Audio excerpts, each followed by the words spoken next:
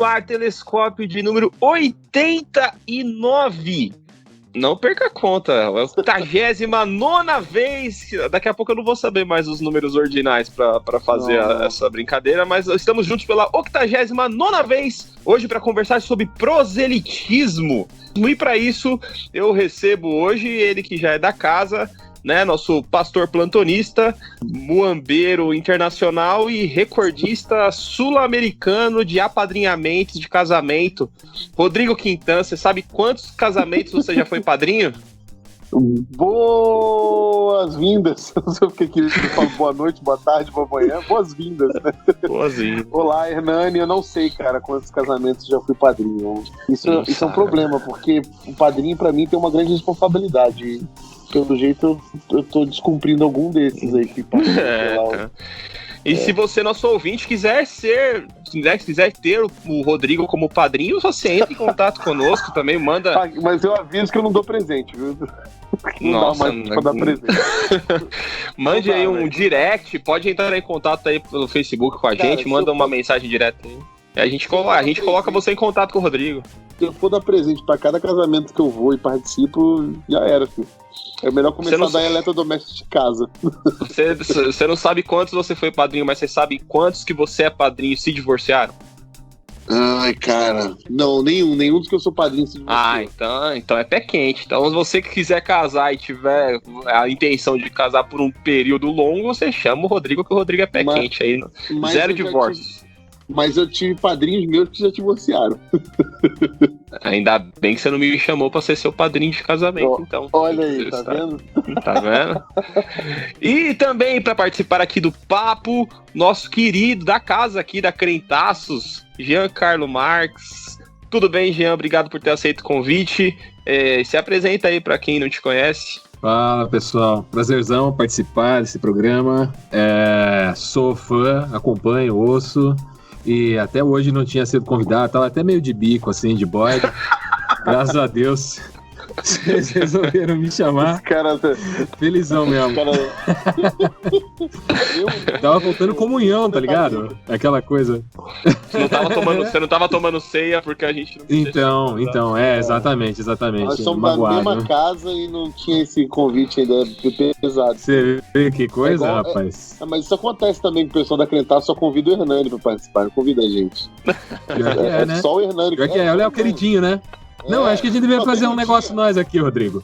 Deixa o Hernani pra lá. Teve um dia que eles tiveram a pachorra de pedir o contato do Zé Bruno pra mim, entendeu? Pra gravar com o Resgate sem mim. Não me chamaram. Cara, foi você que passou o contato aquela vez. Eu fiquei mordido de não ser chamado também, cara. Não, eu fiquei mais mordido ainda, porque eu não sabia o motivo pra que era. Depois eu descobri, apareceu lá, Resgate e Crentaços, participação. Vamos nós dois interpretar o Zé Bruno agora, Rodrigo. E pra minha surpresa, um traidor de dentro do meu canal do Telescópio aqui do podcast, Hernani Médola, entendeu? Safado. Que fez questão de pegar o contato do Zé Bruno. Na verdade, tem um coração partido, né, cara? Pela ação do Espírito Santo mesmo, né, cara? Você viu, né, cara? Conseguir ainda caminhar com um cara que faz isso com você, cara? Putz. E pior que eu ouvi o programa, depois ficou animal o programa. Animal, mesmo. Tipo um programa emocionante, assim, sabe? E aí a raiva que foi aumentando no coração. Fica aí o jabá, então ouçam músicas do Resgate que me edificam, um Pode Crente, um programa sensacional também. É que o Rodrigo, na verdade, assim, se você quer o contato do Papa Francisco, o Rodrigo deve ter. Tipo, ele é o cara que tem contato com toda a cristandade. Cara, isso se chama network, entendeu? Network desculpa aí. Né? Mas escutem o Pode Crente com o Zé Bruno, que de fato tá sensacional. Ouçam o último Pode Crente, foi muito, muito legal. Foi com o Giancarlo. Eu não sei quem chamou primeiro, Jean. Se foi a gente que convidou ou o Pode Crente que chamou. Mas você tá aí participando desse mês. Você tá na Crentaço, você tá aparecendo no Pode Crente, no Ampulheta, que é o seu podcast aí mensal, regular, e agora no Telescópio. Cara, você não sei se estão te pagando extra. É praticamente o Thiago Leifert dos podcasts, tá em todos os programas. Opa! Sensacional.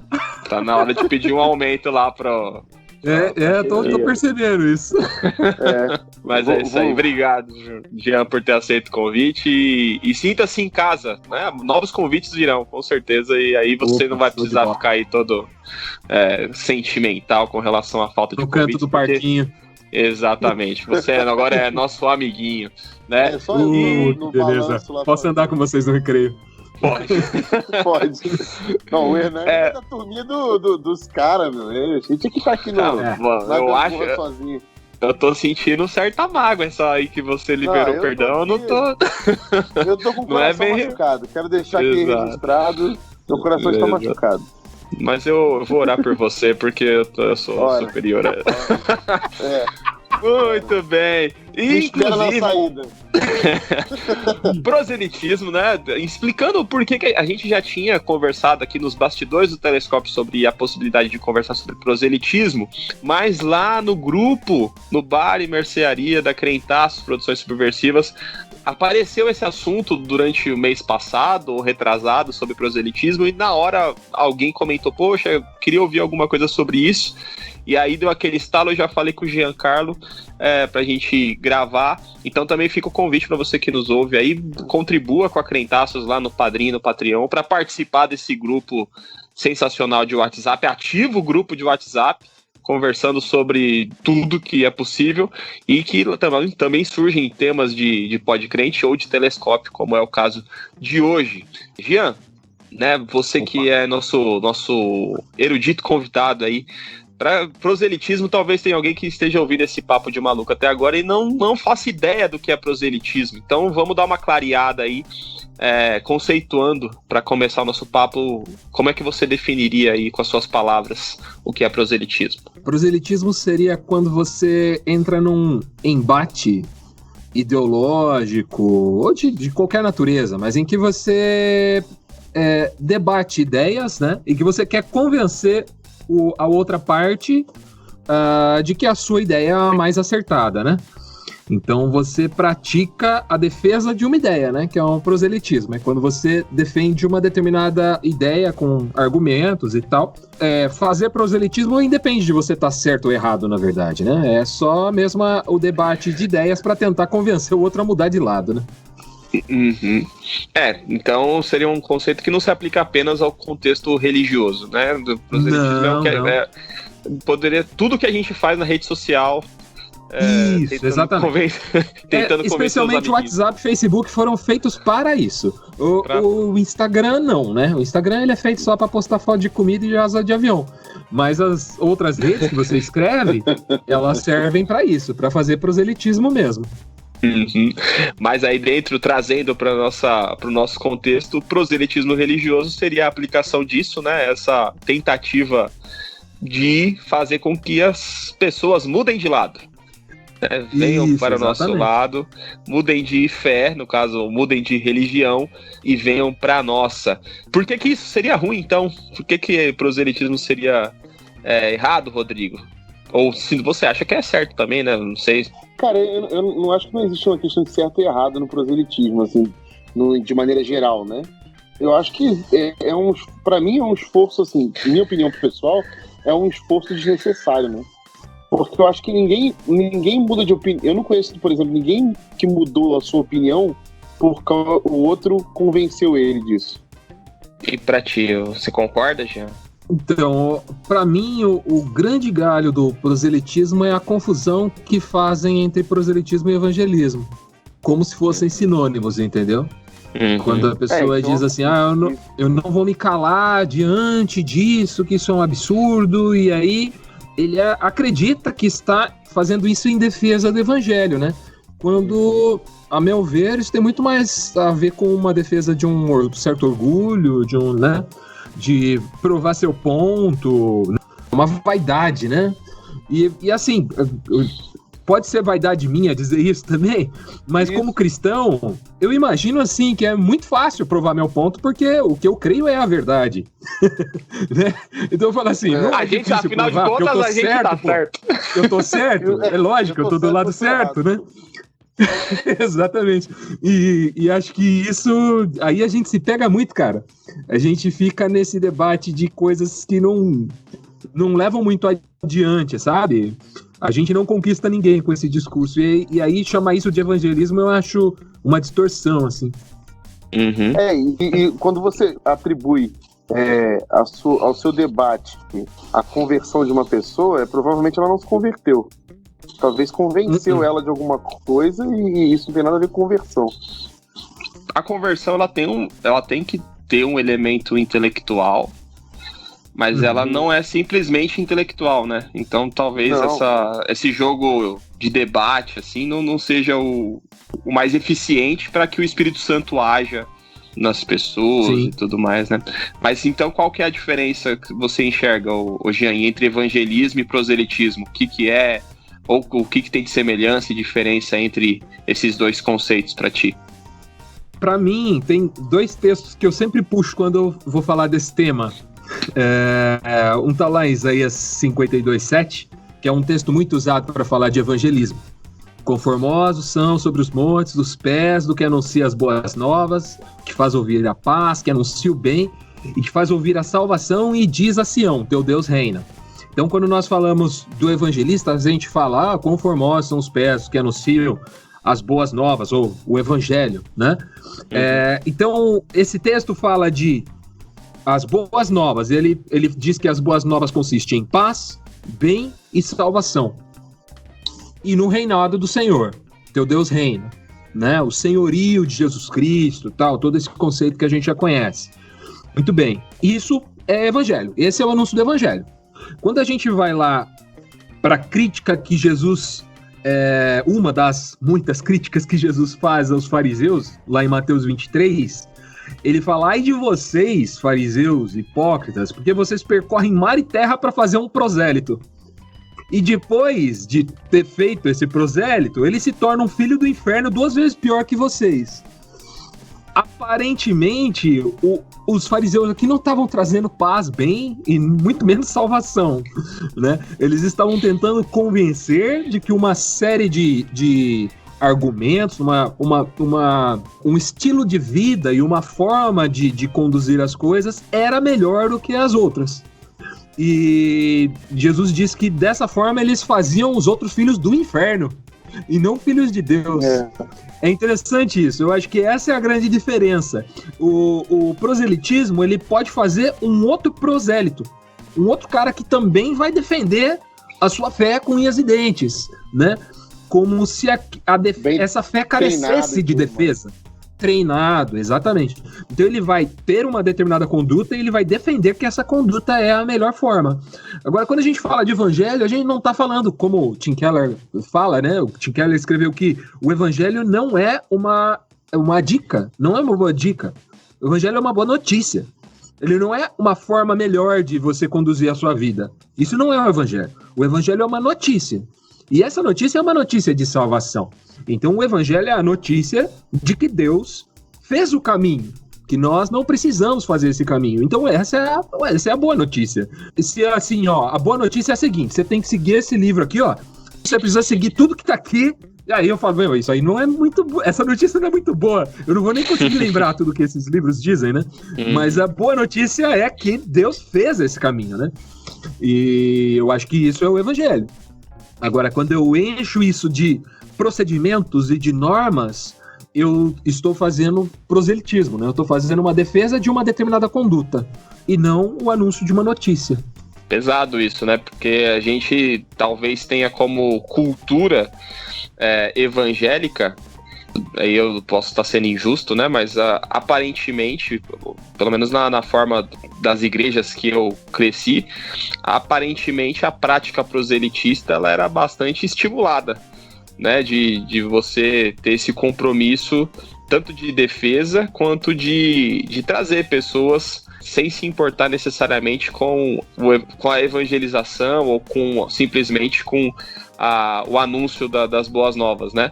Mas já participei de igreja que tinha meta de crescimento, que você tinha que fazer e trazer e acontecer, que são práticas talvez bem características, né, do evangelho brasileiro, ou não, Rodrigo? Infelizmente. Eu acho que devido à nossa cultura evangelical, né, que a gente foi colonizado por essa cultura um gerenciamento, um salvacionismo gerencial, né? Que a gente tem a gente foi colonizado pelo evangelho, na verdade, né? Quer dizer, não pelo evangelho, mas pelas religiões evangélicas norte-americanas e europeias também, que vinham com a forma protestante para cá. Nós fomos colonizados, né? Nós não fomos transformados. Tanto é que muito da nossa cultura religiosa se mistura com a cultura católica, é uma cultura católica evangélica, né? A gente tem muitas influências da cultura religiosa católica misturado com o nosso evangélico norte-americano. Então, agora se está tendo um despertamento no Brasil para teologia latino-americana, né? Então, assim, agora está sendo pensado no Brasil pelos teólogos, quer dizer, agora está sendo dada a devida atenção, né? Muitos anos existem esses teólogos, há muitos anos esses teólogos têm falado pra gente, alguns até sul-africanos, gente de outros lugares que a gente nunca tinha lido, prestado atenção, se atentado para uma teologia que traga pra gente um pensamento que tem a ver mais com o nosso povo, que brote da raiz da nossa cultura. E isso não foi feito. Então, acho que por causa dessa colonização, a gente criou, então, esse salvacionismo gerencial. A gente precisa ganhar almas para Cristo. E o ganhar almas para Cristo se tornou uma meta, né? E essa meta, por muitas vezes, eu participei de programas de evangelização que você carregava um censo, né? Que você marcava ali dados da pessoa e no final, se ela se converteu ou não, e você tinha que levar esse censo de quantas conversões. E aí isso era lido no final como um relatório, quantas conversões. E quanto mais você falava isso, porque parecia que era mais importante a gente mostrar o número de conversões do que o número de pessoas que foram tratadas, curadas, transformadas e estão sendo acolhidas, estão sendo abraçadas. E aí eram esquecidas, o pós não era feito, a coisa do discipulado era esquecido. Então foi dado mais importância a você salvar o maior número de pessoas possível, como se fosse possível, coubesse a nós o termo de salvação, como se nós fôssemos os salva-vidas, né? E esquecido o que de primordial Jesus deixou como ordem, que é façam discípulos. Então ele não pediu assim, vai lá e salva todo mundo. Jesus não pediu isso pra gente. Jesus disse, vai lá e faz discípulos, batiza eles, ensina eles, né? E ajuda eles a caminharem assim como vocês foram ajudados, assim como vocês foram discipulados. Então a gente criou essa cultura do colono, né? E aí tanto é que nós temos hoje, se você vai no nosso Nordeste do Brasil, a gente tem hoje o quê? Gente de terno e gravata pregando num calor de 47 graus, entendeu? Por quê? Porque nós estamos reproduzindo estereótipos evangeliqueis, entendeu? De gospel. Nós não temos uma cultura nascida daqui do solo latino, do solo brasileiro. E isso preocupa por quê? Isso é uma repetição de padrão. É como se a gente estivesse transformando o evangelho no Herbalife, no Mary Kay, entendeu? Um negócio assim que... Marketing multinível. Exato. Hoje você tem receitas aí que se compara muito à pirâmide, cara. Uma coisa que é considerada crime hoje, você tem dentro das igrejas para promover crescimento das igrejas. Ou seja, foi esquecido que o Espírito Santo faz na igreja. Não tem mais o lance do Espírito Santo. Senta aí e aprende. Na ânsia de converter as pessoas, a gente mistura ao evangelho um monte de coisas que é cultura, né? Como você disse, o jeito de se vestir, o tipo de música que toca, cara, a forma que se reúne num prédio, se reúne numa casa, se reúne debaixo de uma jaqueira, sei lá, de uma mangueira. Jaqueira é perigoso porque a jaca é grande. Por causa do certo estrago. Mas pode ir debaixo de uma árvore com frutas menores. Pode ir na goiabeira, por exemplo. Da goiadeira aí, ó, que legal. No barco, Jesus não reunia com os discípulos no barco lá? Então, isso aí. Na montanha, sei lá. E a gente traduz como se isso fosse evangelizar, né? Evangelizar é levar as pessoas para um culto no domingo à noite. Uma reunião que acontece num salão, em que as cadeiras estão dispostas de uma forma de teatro, você tem um palco na frente, que não pode chamar de palco, tem que chamar de altar, com um parlatório, que não pode chamar de parlatório, tem que chamar de púlpito, uma banda que não pode chamar de banda, tem que chamar de ministério de louvor, e por aí vai. Levitas. Levitas. Que não pode chamar de auditório, tem que chamar de templo. Isso, exatamente. Quer dizer, tudo ali é cultura. E aí você está dizendo que aquilo é uma igreja, aquilo não é uma igreja. Aquilo é uma reunião.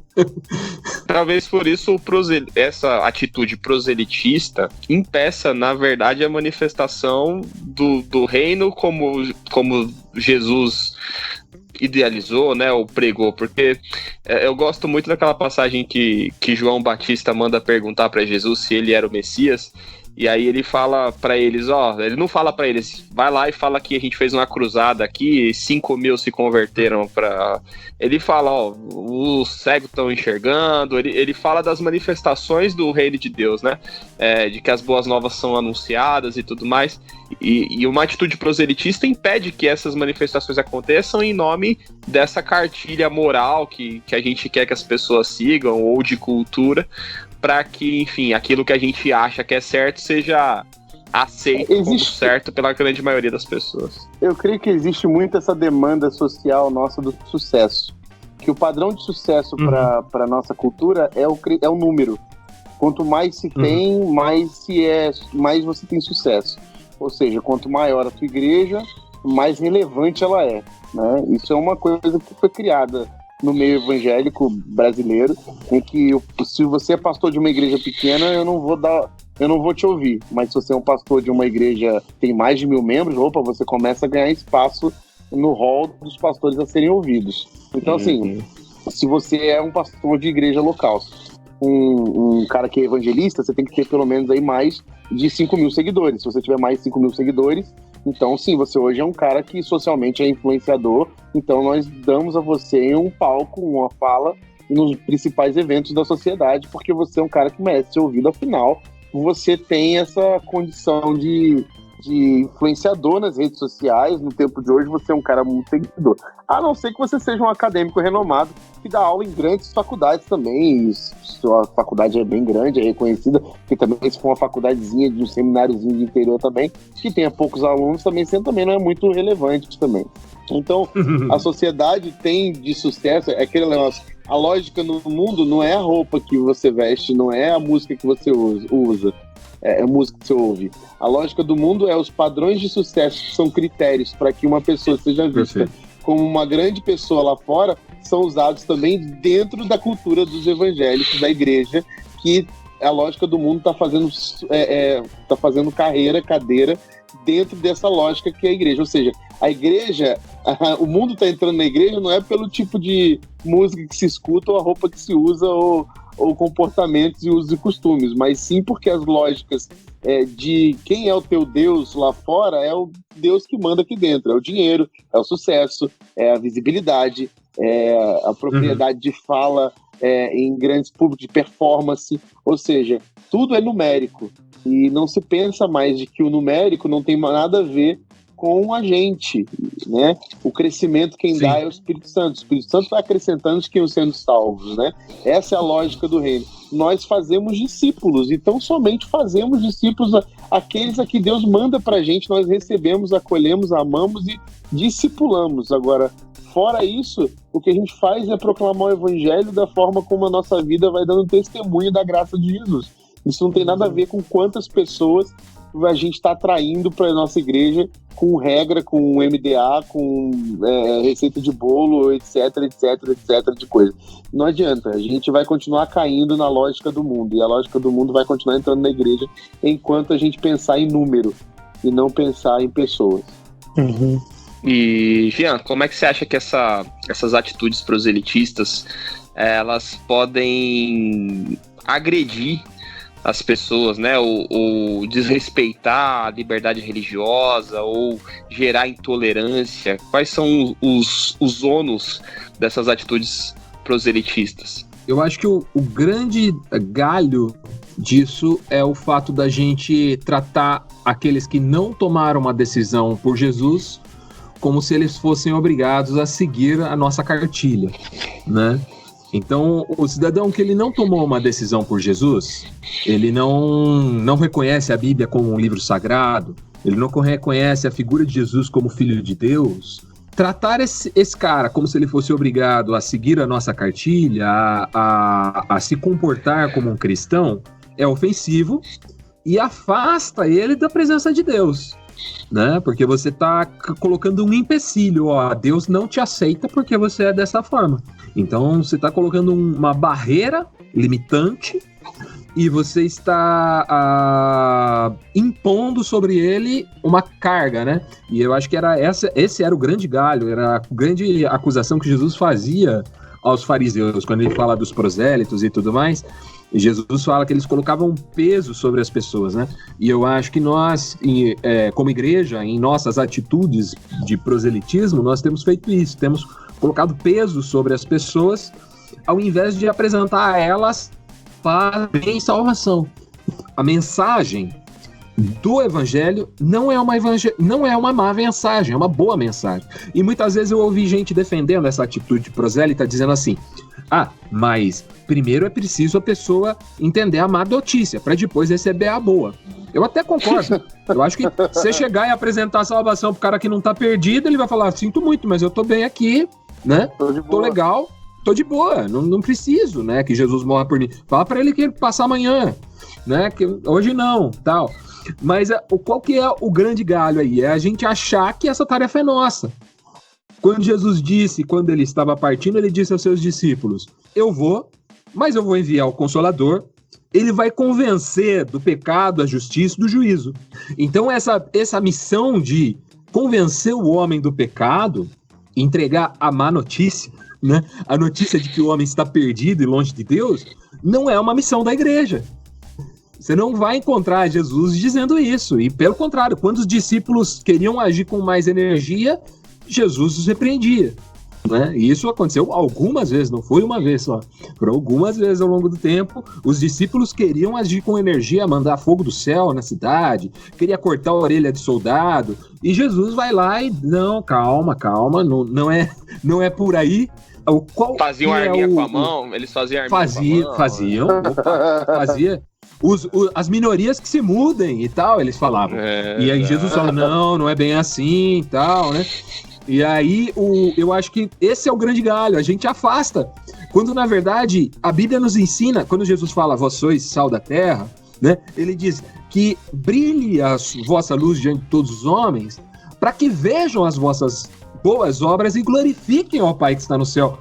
Quando é que o mundo glorifica ao Pai olhando para a igreja hoje? Pensa, quando com as nossas posturas, o mundo olha pra gente e fala: graças a Deus pela igreja, que maravilha. Nós nos esquecemos que a igreja existe para servir o mundo, não existe para servir a si mesma. Se nós existimos para servir a nós mesmos, nós nos tornamos aquela... Vocês já viram aquele vídeo da máquina mais inútil do mundo? Que é uma caixinha que você tem uma alavanca, você empurra a alavanca, abre uma portinha, sai um dedo, empurra a alavanca de volta e fecha. É a máquina mais... Procura no YouTube esse vídeo. A máquina mais inútil do mundo. A igreja se tornou isso aí. É um negócio que existe para ele mesmo, que não serve à sociedade ao seu redor, enquanto quando nós olhamos para o Evangelho de Jesus, essa resposta que ele deu para os discípulos de João Batista: coxo anda, cego vê, e aos pobres é anunciado o Evangelho do Reino. Qual é a dúvida se era esse que era para vir ou era outro, né? Eu acho que a gente, quando nós dizemos nossa igreja é relevante, talvez seria essa a pergunta que a gente deveria ter. Os sinais do reino estão aqui? Esses sinais que Jesus apontou, eles estão acontecendo no nosso meio? Se eles estão acontecendo, não há dúvida de que o reino de Deus está ali, ele está se manifestando. Agora, se esses sinais não estão acontecendo, talvez a gente precise rever a nossa métrica, né? Eu acho até que a pergunta não deve ser essa, se a nossa igreja é relevante, mas se a nossa igreja tem sido igreja, né? Sim, boa. Porque eu até acho assim, esse lance dessa pergunta que a gente tem falado é relevante, já demonstra no nosso coração o desejo que a gente tem de, na verdade, ser algo para que os outros vejam que funciona. Construir a nossa Babel, né? A nossa relevância, a nossa vontade de ser relevante está maior do que a nossa vontade de cumprir o que a gente tem que a nossa missão aqui. Perfeito. Então eu muito bem acho corrigido. Eu tenho pensado muito nisso porque eu tenho visto, eu sou pastor de nova geração, eu tenho visto muito desses congressos de gente querendo falar assim, como ser relevante em sua geração. Cara, eu acho isso tão estúpido, de uma vaidade tão grande, Porque a gente se enche na vontade de ser alguém que aparece para os outros ou que se mostra para a sociedade como alguém que está fazendo algo muito bom que deve ser visto. Só que a relevância, na verdade, ela está no fato de você cumprir uma tarefa. Então, assim, a resposta para essa demanda é: não queira ser relevante, queira cumprir aquilo que você foi chamado para cumprir, né? E se a relevância vier, amém por isso, é Deus que vai dar, né? E eu tenho aprendido muito isso, que é Deus que dá para a gente a extensão do nosso ministério. A nossa preocupação deve ser com a profundidade dele. O quanto eu vou aprofundar o meu ministério, né? O quanto eu vou chegar mais fundo. E a extensão é Deus que dá ou não, né? Eu lembro muito a palavra de Deus em 1 Pedro, quando fala: humilhai-vos, pois, debaixo da forte mão do Senhor, e Ele a seu tempo exaltará. A gente tem esquecido de que é o tempo de Deus que vai fazer com que a gente seja exaltado de alguma forma. E olha que forma vai ser essa, eu não sei. Mas o lance é que a gente quer ser exaltado antes de buscar fazer aquilo que Deus tem dado. E ser exaltado pra gente, a gente disfarça com uma palavra pseudo-piedosa, que é a relevância. Isso tem mascarado um desejo muito vaidoso do nosso coração. Então eu acho que a pergunta é: a igreja tem cumprido seu papel? Aquilo que você falou é excelente, Giancarlo. Nós temos feito o nosso papel na sociedade, que é servir o mundo. Eu acho que o foco é esse. Eu estou servindo o mundo, não importa o quanto de holofote eu vou ter em cima de mim. Se eu tiver com um coração onde o coração de Deus está, eu estou satisfeito e pleno, porque eu estou andando com Deus. Acho que vocês mataram a pau, viu? Vocês estão de parabéns, lindo. Tô aqui com os olhos marejados, mas eu acho que é isso mesmo, cara. Poxa, lindo, é isso aí. Pô, essa igreja é lindo demais, mas a gente criou a igreja quase como um clube de benefícios, né? A gente em si mesmou dentro de uma organização, dentro de um clube, que a gente quer, enfim, trazer as pessoas como parte dos benefícios desse clube e tal, meio que esquece da missão da igreja, que não exige nenhuma retribuição, né? Jesus, quando fez qualquer tipo de ação, não exigia retribuição das pessoas, né? Não chamava lá os 10 leprosos, só um voltou, mas os outros 9 receberam o benefício lá que Jesus tinha, né? O pessoal da multiplicação dos pães não foi os milhares ali que receberam aquele benefício, não tava falando ali: você vai seguir Jesus, então toma o seu pão. Ele tava alimentando a galera, porque era obrigação da igreja, é obrigação da igreja servir essas pessoas, independente se elas enfim, vão fazer parte da igreja ou não. Essa não é a questão, né? Se me permite, só completar o que eu tava falando, tá permitido. Eu até acredito, cara, que assim, essa fala nossa aqui, eu falo tomar liberdade de falar por nós três aqui, mas não é uma coisa generalizada. Claro. Existem igrejas que têm cumprido seu propósito. Eu sou pastor de uma igreja local, né? Eu sou o primeiro a defender o corpo de Cristo e a igreja como essa necessidade de ter uma instituição que serve como ferramenta ao corpo de Cristo, para que ele se reúna e promova isso, a sua sinalização do reino de Deus de alguma forma. Então, assim, eu creio nisso, eu creio que existe esse trabalho fazendo. A gente tem teólogos hoje que são referências para a gente, que dizem que... Esse dia eu estava revendo uma reportagem muito interessante do Antônio Carlos Costa, e ele repete uma frase muito importante, que ele fala assim: a igreja de Jesus. Porque se não fosse de Jesus, ela já tinha acabado, porque a gente está tentando destruir ela faz 2000 anos. E ela continua firme e permanece lá, a igreja de Jesus. A gente tem as instituições, que são as ferramentas que usamos para que a gente faça a manutenção disso, mas existe a igreja de Jesus. A igreja de Jesus acontece independente de instituição, independente de endereço, de local. A gente usa auditórios, a gente tem que parar de ser hipócrita. Usamos auditórios, usamos prédios para nos reunir, para poder adorar a Deus, para termos um local para a gente se reunir, aqueles que são convertidos em Jesus, mas nós não somos limitados a isso, porque como igreja nós temos uma missão maior que essa. Então, assim, a gente tem que entender que existe sim as suas nuances das necessidades físicas, tal de reunião, mas existe sim um propósito maior. E o proselitismo não cabe no evangelho. Não cabe no evangelho. Não tem lugar no evangelho porque é algo totalmente sistematizado e humano.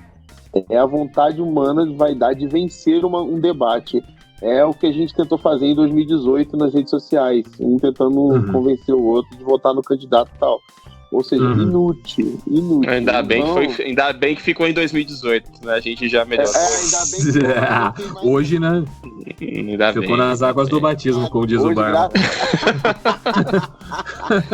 Mas é isso, eu queria deixar... Só se você for batista, né? Porque se você então... Se for só um pouquinho de água... Não sei se consegue, né? Lavar tudo isso aí. Não, jamais. Jamais, tem que refazer, fazer um novo Facebook. Um novo Twitter, tem que... Mas tem outro negócio que tava me ocorrendo aqui, baseado até numa fala do Rodrigo lá de trás, que ele tava falando do lance de fazer discípulo, né? Como ênfase, né? A grande comissão, né? A mensagem final do Senhor Jesus, quando ia ascender aos céus, lá Mateus 28, ele fala ide, fazer discípulo, batizando, ensinando, né? E depois ele diz assim, e eis que estou convosco todos os dias até a consumação dos séculos. A igreja, muitas vezes, voltando a criticar a igreja, né, a instituição já fizemos um carinho, agora vamos voltar. Já fizemos um carinho. Muitas vezes tem assumido que Jesus está conosco sem cumprir essa missão. Exato. Entende? Porque, assim, vocês vão, façam discípulos, batizando, e eis que estou convosco todos os dias. Então, existe um condicionante aí, né? Jesus estava dizendo assim, eu estou dando essa missão para vocês, mas eu vou junto com vocês. Era isso que ele estava dizendo. Ele não estava dizendo assim, ó, isoladamente, eu estou com vocês todos os dias até a consumação dos séculos. Não é, ele está num contexto, só que a gente isola um texto, igual a história do tudo posso naquele que me fortalece, que a gente isola de todo o contexto que a gente tá falando antes. O cara tá falando de um monte de tá falando um monte de desgraça, e aí a gente só isola esse tudo posso naquele que me fortalece como se isso fosse o resumo de tudo. Não é, né? Aqui de novo, né? A gente fala, Jesus tá conosco, Jesus tá do nosso lado, nós somos do time Jesus. Só que, peraí, nós temos feito discípulos ensinando e batizando? Se essa não tem sido a nossa missão como igreja, fazer discípulos ensinando e batizando, talvez Jesus pode não estar do nosso lado, talvez a gente esteja lutando contra. Talvez a gente esteja do lado oposto de Jesus. E isso é muito perigoso, porque a gente se anuncia como igreja de Cristo, mas muitas vezes a gente está se opondo a Cristo. Então, servir o mundo e anunciar o evangelho do reino deveria ser nossa grande tarefa. Né? Enquanto isso, a gente está perdendo tempo querendo provar que a gente tem razão. Quer dizer, me parece uma coisa assim. Satanás é ardiloso mesmo, né? O bicho é safado. Consegue tirar a gente. Como diria o Sidão, amigo nosso, o diabo às vezes passa dos limites. Passa dos limites, é impressionante. E o pior, sabe, que esse lance do proselitismo, ele gera em nós o que é natural da lógica do mundo.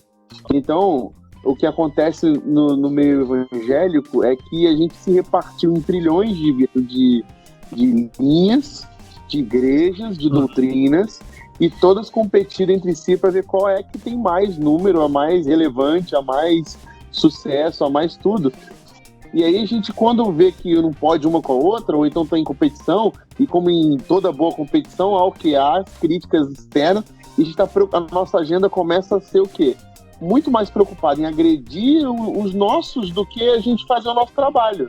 Então, cara, isso é tão claro hoje, a gente se agride de um jeito, e, cara, a agenda de Jesus era fantástica nesse ponto, porque quando você vê um João ofendido e ciumento e invejado, porque vê um cara que nunca participou do seminário teológico de Jesus, lá dos 12, porque João tenta expulsar um demônio e não consegue.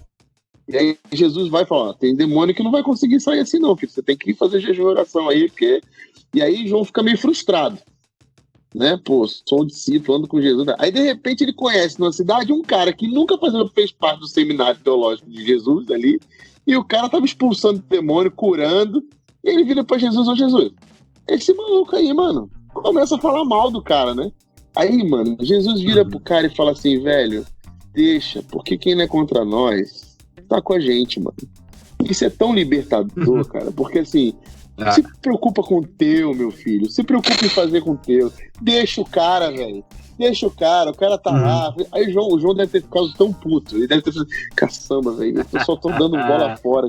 Ele fica meio Pedro, sabe? É uma atrás da outra.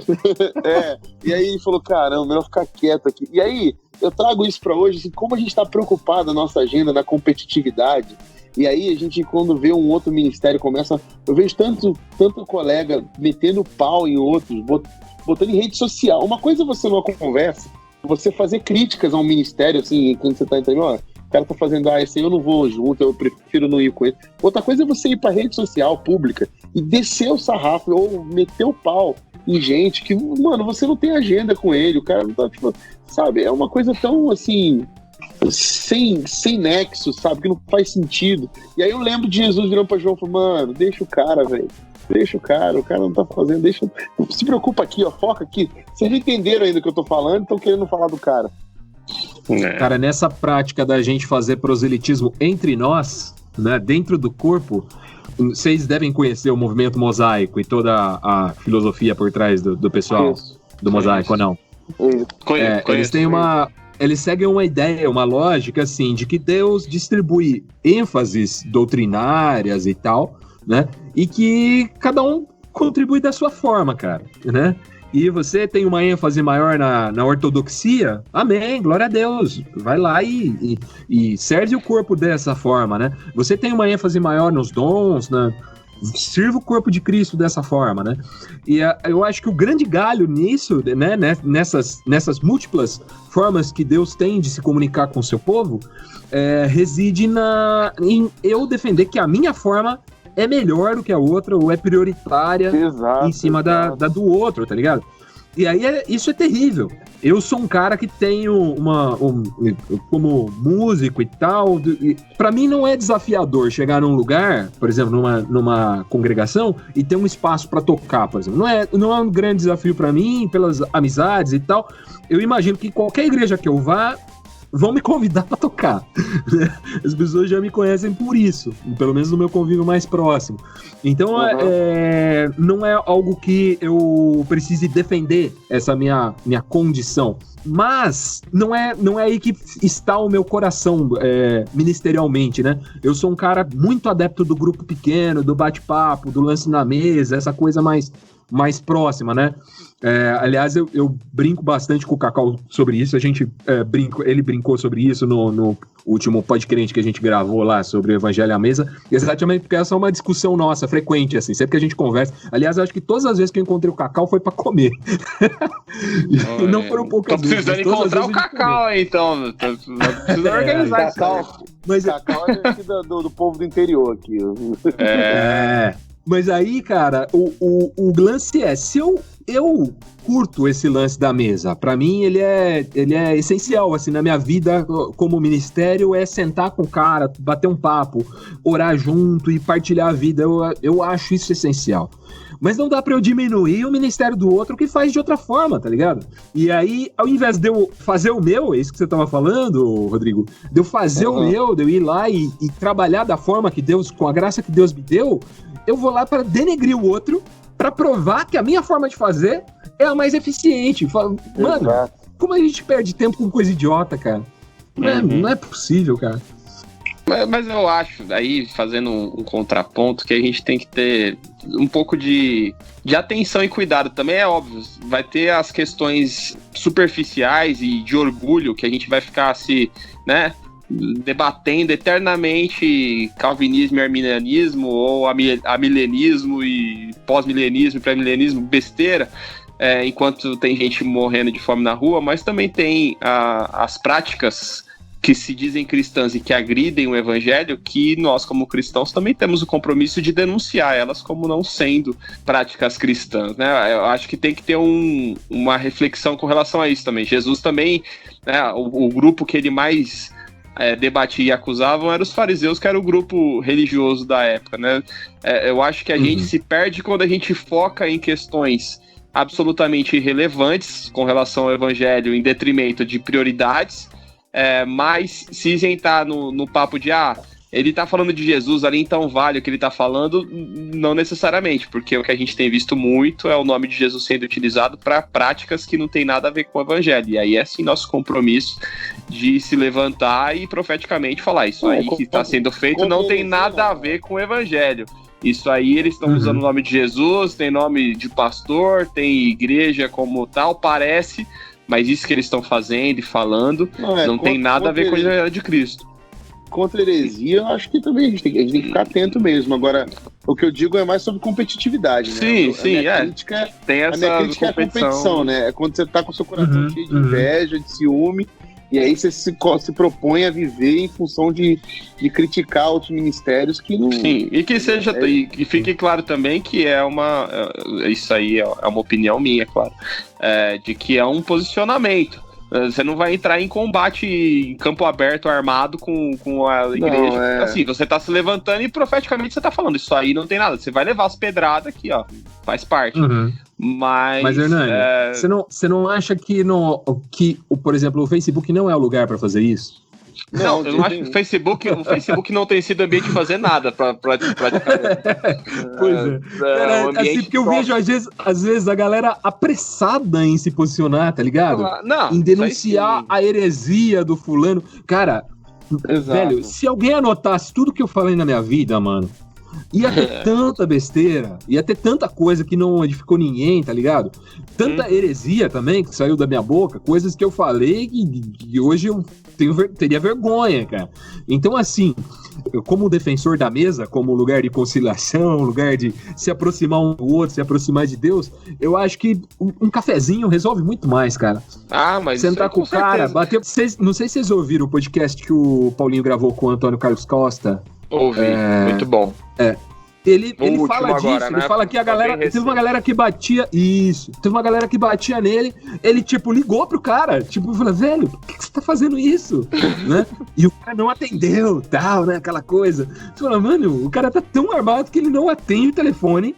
Tá recebendo uma ligação de um irmão, de um amigo, um companheiro de ministério, né? Alguém que está no caminho de Jesus, alguém que está junto com ele na luta pelo evangelho. E o cara não atende porque ele prefere descer o pau no cara na rede social. Cara, a gente fica cego, cara. Isso é terrível, assim. Eu entendo o seu ponto, assim, que a gente precisa ter firmeza naquilo que é convicção, né? Naquilo que não dá pra arredar o pé. A gente precisa, assim, ter esses... Até aqui dá pra ir. Agora, como o Ed René falou alguns anos atrás num encontro da CEPAL, ele estava dizendo assim que, cara, eu já estiquei a corda algumas vezes além do que eu aceitaria, entendeu? Eu acho que dá pra gente construir sem precisar lançar mão dessa agenda do proselitismo, tá ligado? É porque às vezes a crítica tem esse sinal de vaidade também, né, de orgulho. Quando você quer criticar para construir ou então para posicionar alguma coisa em forma de mostrar que o caminho não está sendo muito bem traçado, você faz isso conforme a Bíblia diz, né? Você primeiro procura o irmão, fala pra ele, mano, isso aí tá errado, você tá fazendo errado. Depois você vai com outro e vai, você tá errado. Agora, quando você trata de uma coisa pública... É a verdade em amor, né? Exato. Agora, quando você trata de uma coisa pública, né, que tá assim, o máximo que você vai fazer é se você for perguntado sobre aquilo, né? Porque assim, eu penso assim, cara, ninguém pediu sua opinião sobre isso, entendeu? Você vai colocar o quê? Você vai colocar a sua opinião aleatória? Não, é que a rede social criou uma falsa impressão de que a sua opinião é indispensável pro mundo. Isso é a estratégia dos youtubers. Tá todo mundo me perguntando o que eu acho disso. Ninguém perguntou nada. Só porque a pessoa quer falar, tá ligado? Exatamente. Ninguém tem perguntado nada sobre isso. Eu quero perguntar. Na minha comunidade, quando me perguntam, eu respondo. É o que eu falei. Existe uma diferença entre você chegar entre os amigos, entre as pessoas que você tem responsabilidade de ensinar, e você dizer ali o que é heresia, o que está sendo colocado, que tem a ver com Jesus, o que não tem, que é a tua responsabilidade de ensino, que é pessoal, é particular, tem a ver com o teu reduto de ensino, as ovelhas que Jesus tem colocado na tua mão, as pessoas que tem, entendeu? É uma coisa mais relacional direta do que uma coisa virtual, entendeu? Do que uma coisa que vai... eu tenho que me posicionar de maneira a denunciar isso. Não, isso é um ato profético que não tem a ver também com rede social. Se você quiser botar na rede social algo profético para fazer uma crítica, faça um texto e coloque isso em alguma coluna de algum jeito, mas assim, de um jeito que você consiga... Você tem que ter aquela habilidade do profeta mesmo, de acusar algo que está errado ali para poder não transferir uma vaidade, um orgulho pro teu texto, achando que você está se colocando para denegrir o outro, para você sobrepujar o outro, entendeu? Não, mas a minha fala foi menos na linha desse megafone da rede social que a gente a gente não, porque eu tô me desintoxicando disso, desse compromisso de ter que falar sobre tudo, se posicionar sobre tudo, como se minha opinião de fato valesse alguma coisa, e eu já me conformei de que ela tem pouquíssimo valor. Mas nesse âmbito relacional mesmo, em todos os aspectos, sabe? Quando uma pessoa... Eu não posso admitir ou querer que uma pessoa que convive comigo, e aí em todos os ambientes, ache que Jesus ou o Evangelho é aquilo que é pregado nos programas da televisão, entendeu? É um posicionamento muito mais de convivência e de anunciação do Evangelho através da minha vida, do meu testemunho, do que eu sentar numa mesa de debate e ficar falando o que é ou o que não é igreja, entendeu? Quando um cara aparece usando o Evangelho como ferramenta política, eu não posso admitir ou querer que os meus amigos próximos achem que todo evangélico apoia aquele tipo de postura. Porque eu tenho que viver de uma forma que ele vai falar, não, todo evangélico não. Eu conheço um amigo meu é evangélico e ele não é um babaca que acha que determinado grupo ali tem que morrer, né? Então, assim, é muito mais nesse âmbito do que ficar na rede social buscando retweet e compartilhamento de qualquer lacração e de qualquer coisa. Eu sei que você é desse, viu, Hernani? Eu sou, bem. É tudo que eu faço. Você vive lá na rede social, lá. Mas além desse, de postar textão no Facebook e não sei falar que aquela thread do Twitter, que você posta um texto gigantesco em vários negócios, quais outras atitudes proselitistas a gente tem no nosso dia a dia, Jean, que você identifica? Pra gente evitar essas desgraças dessas atitudes. Você já viu aquele cara chato que virou, sei lá, comprou um Fórmula de Sucesso, Érico Rocha, essas paradas assim? Sabe a postura desses caras? Augusto Cury, serve? Não, é os caras que vendem curso pela internet pra você ficar milionário vendendo curso pela internet. A Betina. Tipo, isso, essa pegada. Sabe quando a gente trata o evangelho desse jeito? Tá ligado? Quando a galera, não necessariamente na rede social, mas aquele cara que eu até entendo, e eu procuro, quando alguém, um não cristão, um colega meu de trabalho, fala assim, pô, Jean, fulano é muito chato, fica insistindo pra ir pra igreja, é muito mais legal conversar sobre Jesus com você e tal, porque você não fica com esse papinho. Aí eu costumo dizer o seguinte, olha, ele tá tendo mais misericórdia de você do que eu, porque ele quer te converter porque ele sabe que isso é bom. Ele tá sendo mais bonzinho do que eu, na verdade. Você tá me elogiando, mas na verdade tinha que estar elogiando ele. Mas a verdade é que esse tipo de conduta afasta as pessoas de Deus, cara.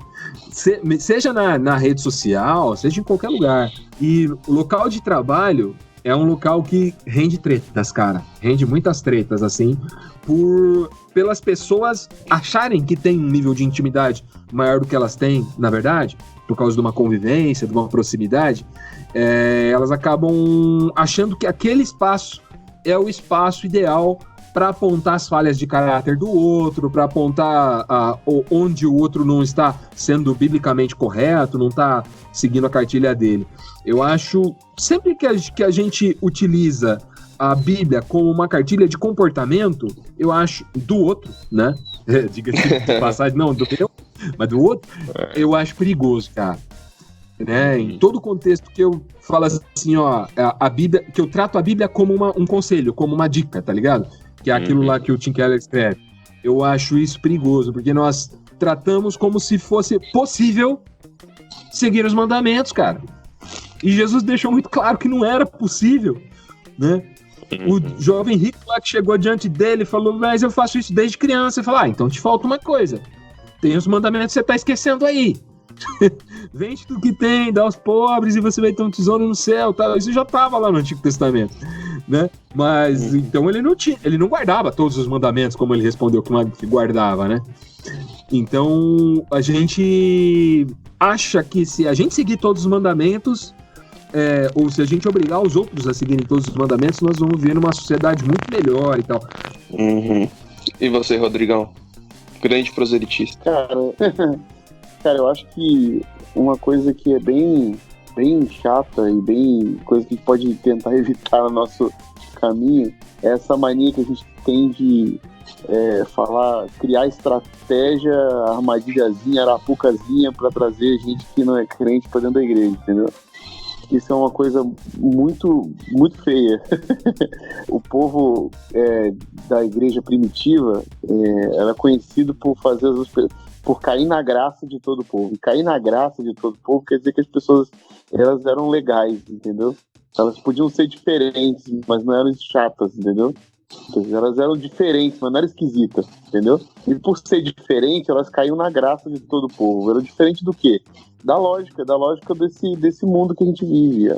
Essa coisa da competitividade, da performance, da aparência, entendeu? Da visibilidade, todos esses valores que o mundo exalta, a igreja ela tende a ir contra isso. E quando vai contra isso e mostra um tipo de personalidade, de caráter servidor, de caráter de servir o outro com o que tem, unir os propósitos que cada um tem em favor de um reino maior, isso faz com que as pessoas olhem com graça também, olhem com um olhar assim, eu quero saber o que é isso. Desperta nas pessoas um brilho diferente. Assim, eu quero provar dessa fonte. Eu quero entender o que vocês beberam, porque onde eu tô, isso não existe. Então eu preciso saber o que é que vocês estão vivendo aí, qual experiência é essa que faz com que vocês sejam essa comunidade de gente completamente diferente. Então, a gente tem que parar de achar que estratégia de, tipo, convidar o vizinho de um jeito pra fazer... Convidar pra uma festa que, na verdade, é um culto. Chega lá e surpresa. Já fiz isso, hein? Já fiz isso. Quem nunca? Não, eu também. Já fiz várias vezes. Eu já fiz várias vezes, cara. Já fiz várias vezes. Você fala assim, não, convida pro... você nunca falou com o teu vizinho, aí chega no final do ano, convida pra cantada de Natal, porque vai ser especial. Cara, entendeu? Eu acho que a gente tem que desenvolver o caráter, a mente de Cristo, sabe? Que é aquela mente que todo dia você está vivendo para dar testemunho da graça de Jesus. Então isso é diferente, isso faz com que você viva diferente, trate os outros diferente e ache contra a lógica do planeta, sabe? Contra a lógica do mundo. E isso vai trazer um referencial para outras pessoas. Dizer, aquele fulano de tal, ele é diferente, ele age diferente, ele reage diferente. Diante da dor, do caos, do sofrimento, ele reage diferente. Diante do perrengue, da raiva, da ira, ele é um cara que vai por outro caminho. Esse tipo de testemunho é que eu acho que falta na gente, ao invés de ficar procurando estratégia, receita de bolo, ficar preocupado com performance, senão a gente se rende à lógica do mundo, entendeu? E se render à lógica do mundo, a gente anda em círculos e acabou. A gente continua sendo a Mary Kay Gospel. Agora o Jean falou um negócio que agora há pouco que me veio aqui na mente. Falou, quando o seu colega de trabalho te disse, mas você é mais legal daquele outro, você fala, mas ele tá tendo mais misericórdia do que você. Eu lembro que lá no bar dos crentaços, quando surgiu o assunto, caiu numa questão de ser... Não lembro exatamente os termos que foram usados, mas de ser... meio que para um lado universalista, assim, o cara é do bem, ele segue outra fé ali, mas ele é do bem, então não vou me preocupar em evangelizar, vou passar um pano ali, porque ele é um cara bonzinho, enfim. Como combater o sentimento universalista de que o importante é a pessoa ser boazinha, pode interferir na nossa questão proselitista, assim, eu não sei se eu consegui me fazer entender. Eu acho que eu entendi. Acho que aí nós precisamos entender qual é o nosso papel no processo. Qual é a nossa missão? Nossa missão é anunciar o evangelho. Paz, bem e salvação. Existe uma parte do processo que vem antes disso, que é o convencimento do pecado, da justiça, do juízo. Mas isso não é não é um processo que cabe à igreja, é um processo sobrenatural. Acontece por uma ação do Espírito Santo. É óbvio que eu quero que o meu colega de trabalho reconheça os seus pecados, que ele se arrependa, né? Eu quero isso, né? Eu acho que isso é essencial para ele. Porém, eu reconheço a minha limitação nesse sentido. Eu não sou capaz de convencê-lo do pecado dele. Então, o que eu posso fazer para que ele reconheça o seu pecado? Eu posso orar. A gente, cara, quando o cara tá passando fome, a gente fala, eu vou orar por você. Quando o cara tá doente, a gente fala, eu vou orar por você. Mas na hora que o cara tá em pecado, eu quero convencer ele que ele tá em pecado. Mano, tá errado isso aí. Pô, é aí que eu tenho que orar. Na hora que o cara tá com fome, eu tenho comida pra dar pra ele. Na hora que ele tá precisando ir no médico, eu tenho como pegar, dar uma carona, eu tenho como dar o suporte pra ele, visitar ele quando ele tá doente. Agora, com relação ao pecado, é o único momento em que eu não posso fazer nada mesmo. É só uma ação sobrenatural, é só o Espírito Santo que pode fazer isso. Então eu acho que nós combatemos essa ideia universalista nos colocando em nosso lugar. Em um lugar de obediência. Eu acho que o Rodrigo falou lá atrás do lance da gente não buscar relevância. Eu acho que a palavra que substitui bem aí é obediência. Não preciso ser relevante, eu preciso ser obediente. Seguir a missão que me foi dada. Né? A missão que me foi dada é anunciar paz, bem e salvação. A missão que me foi dada foi visitar o órfão, viúvo, estrangeiro, cuidar deles, né? Essa é a minha missão, esse é o meu trabalho. O doente é acompanhar, é servir o mundo, né? Agora, convencer o pecador do seu pecado, eu acho que eu vou perder tempo e vou afastar ele de uma possibilidade de conversão, entendeu? Se é que isso é possível, né? Mas eu vou, de alguma forma, atrapalhar, né? Ajudar é que eu não vou. Então eu acho que esse é o momento da gente sentar e orar pelos nossos amigos, cara. Realmente, assim, botar o joelho no chão e clamar que o Senhor revele o pecado, que o Senhor alcance, que o Senhor traga misericórdia, né? E aí eu acho que aí nós temos espaço. E quando revelado, a gente conseguir se alegrar com a pessoa porque conseguiu revelar o pecado, confessar o pecado.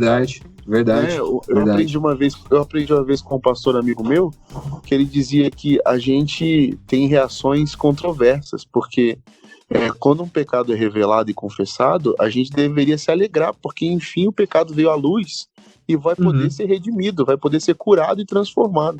Porque a gente fica no escândalo do pecado quando ele é revelado e parece que a gente repudia. Então como que a gente quer que o pecado seja confessado se quando uma pessoa confessa a gente recrimina e joga na marginalidade, né? Joga pra fora. Então o Cristo ensina pra gente, não tenta arrancar o joio do meio do trigo, vocês vão arrancar trigo junto, entendeu? Deixa que eu faço isso, entendeu? Isso é meu trabalho. Cuida vocês aí um dos outros e cuida para que não haja pecados domésticos, não haja pecados acumulados que não sejam confessados. Confesse uns aos outros seus pecados. Então assim, a gente tem que confessar, e quando confessar, a gente tem que glorificar a Deus porque um pecado foi confessado e poder ser, porque agora eu sei qual é o pecado que estava acontecendo e vão poder ser tratados. Enquanto você não sabe que pecado que é, ele fica acumulado como um pecado de estimação ali. E não há santidade num pecado de estimação. Ele evita que o corpo de Cristo seja um corpo de Cristo. Então, quando a gente consegue tratar uma doença que foi diagnosticada, a gente sabe o remédio.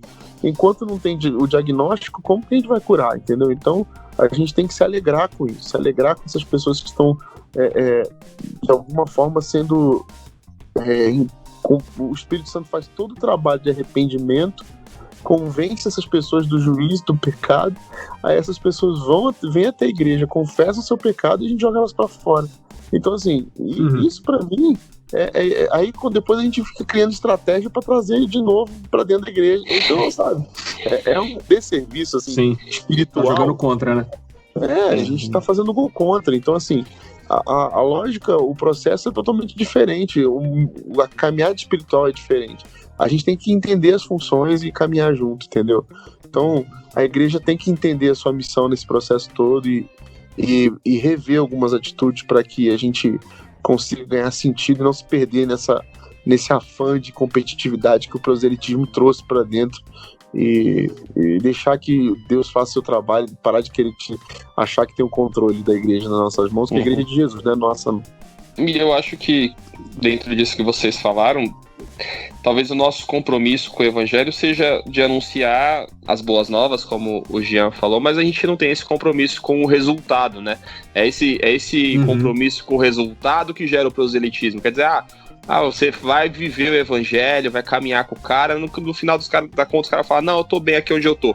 Amém, cara, vamos continuar caminhando e vou orar por você, né? Não precisa nem falar pro cara, às vezes vai ofender o cara que você vai falar que vai orar por ele. Sim. Mas continua orando, continua dentro do seu processo, porque a sua missão, a missão que foi dada foi essa, né? Não foi de convencer o cara.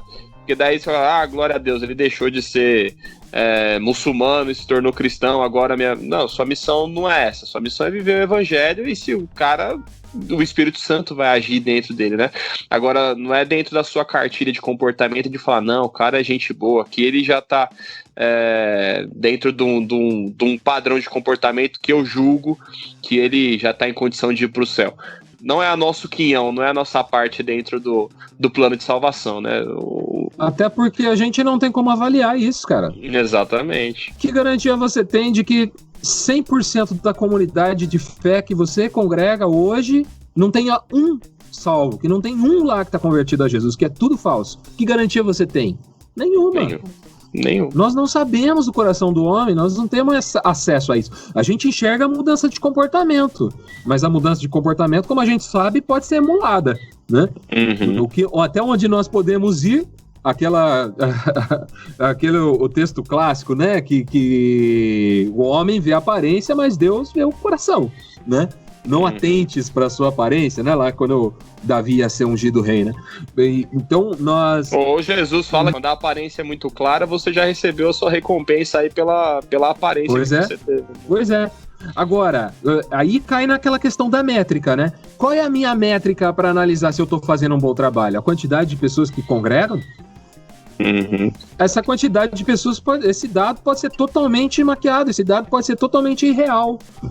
A minha métrica tem que ser, eu estou em obediência? Essa tem que ser a minha métrica. A métrica do sucesso como igreja, como evangelista, porque o evangelismo é aquele ministério que é de todos, né? É uma ordem expressa. E de pregar, e de fazer discípulos é uma ordem expressa para toda a igreja. Não é só para quem tem um título, sei lá, de evangelista. É um ministério que é de todos, né? Do pastor até o porteiro, até o cara do som, todo mundo tem que fazer discípulo. É uma missão coletiva da igreja.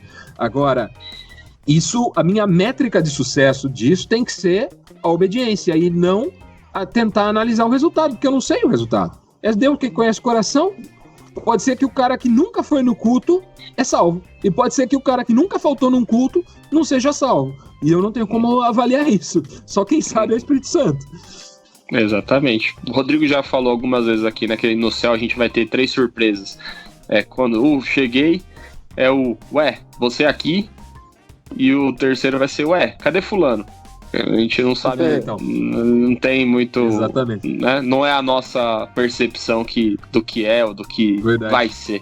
Muito bem, amiguinhos! Rendeu, hein? Gostei muito do papo. Foi bom pra você, Jean? Sensacional, cara. Muito bom mesmo. Obrigado por ter aceito o nosso convite. Dá seus contatos pra... Pelo jeito, não. Não. Oi? Por que não? Rodrigo, você sentiu que não teve entusiasmo, Rodrigo? Qual que foi? Você que tá querendo... Você achou que faltou gerar um proselitismo. Eu posso gravar de novo, né? Foi entregar pra você? Foi demais! Foi sensacional! Não, eu acho que só eu não ouvi, porque eu não ouvi o Jean falando nada. Então cortou pra você, tá vendo? Você tá julgando o cara. Eu falei, Vocês estão me julgando. Eu falei isso aí, tá vendo? Me julgando. Você já tá chateado comigo, agora vai querer ficar chateado com o Jean. Não faz isso, cara. Não julguei. Não julguei. Jean, obrigado, cara, por ter aceito o nosso convite. Agora fala dos seus projetos aí, como é que o pessoal acompanha. Legal, eu que agradeço o convite, um papo muito gostoso mesmo, edificante pra caramba, aprendi muito com vocês, muito bom, caras, valeu mesmo. Bom, para me encontrar, eu acho que você, quem eventualmente não ouça nenhum podcast que eu participei já, eu tô geralmente estou nos podcasts da Crentaços, o Ampulheta, né? Eu gravo um podcast devocional, uma devocional curtinha para quem ainda não acompanha, quem segue aqui, mas não segue lá. É uma devocionalzinha curtinha, ela sai uma vez por mês. É uma reflexãozinha em cima de um texto, de uma experiência, alguma coisa assim. É um formatinho que eu gosto, assim. Eu gosto de ouvir esse tipo de... É legal demais. É muito bom. Eu acho legal compartilhar também. Tenho outros projetos. Hoje, de podcast, eu tô trabalhando só o Ampulheta. Sirvo lá no Bibotalk também, com suporte, mas em outras áreas, com artes e tal. Sirvo lá no irmãos.com. Então, eu estou passeando aí no meio dos podcasts, né? Na podosfera. Mas quase não participo dos programas nesses lugares, diferente aqui do Crentaço, que esse mês resolveram me ativar. Agora... Agora vai. Vai demais. Aí eu tenho um livro publicado, né, de ficção científica, inspirado num livro da Bíblia, imaginando esse livro da Bíblia passado num futuro distópico, numa situação diferente aí. Se chama Yonah, o último Malach. Yonah com Y-O-N-A-H. E procurar na Amazon ou no meu site, no site da minha editora, que é canonicaeditorial.com, canonicaeditorial, tudo junto.com. Lá tem o livro, tem um joguinho, um baralho que é de personagens bíblicos, infantil. Assim. Legal demais esse baralho, hein, cara? Eu preciso comprar isso, cara. É muito legal. É tipo super trunfo personagens bíblicos. Muito legal, cara. É muito legal. Isso mesmo. Tem esses 2 projetinhos da editora por enquanto. Eu tô terminando o meu projetinho musical. Tem várias coisinhas. Até o fim do ano deve sair 2 músicas, 2 faixas, estão fase final aí de produção. Se chama Justus et Peccator. Justo e pecador, que é uma frase... E agora? Eu não me lembro de quem é, eu acho que é Lutero? Ih, me perdi aqui. Pô, se você então, não sabe, eu... Simultaneamente, ao mesmo tempo, justo e pecador. Eu acho que é Lutero mesmo. Ao mesmo tempo, justo e pecador. Mas se não for Lutero, chuta Einstein ou Clarice Lispector, foi um dos 2. Fechou. Então, é uma expressão da graça, né? Ao mesmo tempo, justo e pecador, simul justus et peccator. E é um projetinho de música... Algumas faixas são mais explícitas, assim, mas a proposta é falar de teologia com termos um pouco mais atuais, usando expressões, termos um pouco mais atuais, e com uma roupagem musical também mais moderna. Deve estar saindo aí, eu vou mandar em primeira mão pra vocês darem uma ouvida, vocês 2. Daqui a pouco. Tá ótimo. Eu ouvi lá no bar Mercearia da Crentaço, você mandou lá também, mas é muito legal. O videoclipe de Natal, que está quase pronto, mas tem uma prévia só, mas eu vou mandar só pra vocês. Caramba, muito show. Aí, fiquem com inveja. Esses projetos atuais. Tô começando a me sentir incluído. Agora eu tô começando. Tô começando a me sentir parte da turminha do recreio. Só pra galera próxima. Jean, muito obrigado, cara. Muito obrigado. Você é um cara que tá no nosso coração, no meu coração, com certeza. Obrigado por ter aceitado e aguarde novos convites, porque foi legal demais. Prazerzão muito mesmo. Bom. E Rodrigo, libera perdão nesse coraçãozinho peludo. Não fica assim, não. A gente segue aí na caminhada. Qualquer dia eu deixo você pagar um lanche pra mim. Tá bom, vou comprar uma Gillette, que é a melhor lâmina de barbear do mercado. Se você não comprou a Mach 3 ainda, aquele que faz jabá, né? Pra poder raspar o meu coração peludo. Exatamente. Mas obrigado, Giancarlo. Valeu, mano. Prazer te conhecer e aprender com você aí nesse tempo aí que a gente teve. E eu espero ser convidado várias vezes para participar da turminha do Recreio. Aqui no Recreio do Telescópio você é sempre convidado. Assim como você que está nos ouvindo, nos ouça sempre no dia 10 aqui na Crentaços, que sai o Telescópio. No dia 20, né, Jean? Que sai, todo dia 20 sai o Ampulheta. Você pode ouvir também os outros podcasts da casa. Acompanhe sempre no www.crentaços.com.br e no seu agregador de podcasts também. E no O Spotify também. Siga-nos nas redes sociais. Canal Telescópio, também siga a Crentaços. Quais são suas redes sociais, Jean? Você não gosta de publicar? @Giancarlo Marx. Em tudo que você buscar vai ser Giancarlo Marx com N-A-X. Isso aí. Aí tem lá, tem Facebook, WhatsApp não é @Giancarlo Marx. Instagram, Twitter que eu não posto muito, mas tem lá o @ também. Segue lá o Giancarlo, certo? É isso aí. Telescópio, pés no chão, olhando pro alto. Tchau.